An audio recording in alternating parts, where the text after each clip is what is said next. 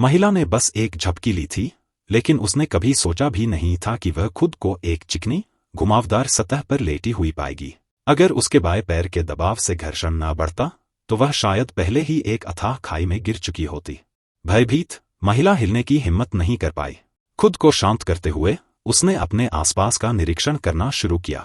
उसके चारों ओर चिकनी, घुमावदार सतह थीं और ऊपर की दूरी बहुत ज्यादा थी। वह घोर निराशा में डूब गई थी, लेकिन जीवित रहने के लिए उसे खुद को बचाने का कोई रास्ता खोजना ही था।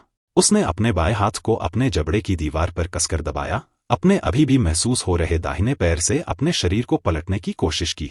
हालांकि यह तरीका स्पष्ट रूप से काम नहीं करेगा, इसके बजाय यह उसे खाई के एक कदम और करीब ले आया। उसने अपनी सांसों को नियंत्रित किया और फिर से हिलने की हिम्मत नहीं की। इससे भी बुरी बात यह थी कि आसमान काला पड़ रहा था और बारिश होते ही घुमावदार सतह और भी चिकनी हो जाएगी। वह जानती थी कि उसके पास ज्यादा समय नहीं बचा है। यह सोचते हुए उसने अपने जबड़े की दीवार पर घर्षण बढ़ाने के लिए अपने खून बहते हाथ को कपड़ों पर पहुंचा, लेकिन ऐसा लग रहा था कि उसने सतह की चिकनाई को कम करके आका था। उसने खुद को ऊपर धकेलने की कोशिश की, लेकिन वह अपनी मूल स्थिति में ही लौट आई। इस क्षण महिला को आशा की एक किरण दिखाई दी। उसने रिश्ते खून पर फूंक मारी और अपनी कोशिश जारी रखने के लिए तैयार हो गई, लेकिन जैसे जैसे उसके पीछे की सतह ऊपर उठती गई, कठिनाई बढ़ती गई। अप्रत्याशित रूप से एक और हास्यास्पद स्थिति उत्पन्न हो गई।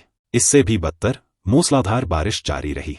भयभीत और हताश महिला अभी भी निराशा के एक कण को पनाह दे रही थी, लेकिन ऐसी निराशाजनक स्थिति में वह क्या कर सकती थी? अचानक उसे अपनी आखिरी उम्मीद याद आई। उसने जल्दी से अपने गले से जंजीर खींची और घर्षण बढ़ाने की उम्मीद में उसे अपने हाथों में कसकर लपेट लिया। लेकिन जैसे ही दृश्य बदला, घुमावदार सतह पूरी तरह से खाली हो गई, यहाँ तक कि खून के धब्बे भी धुल गए।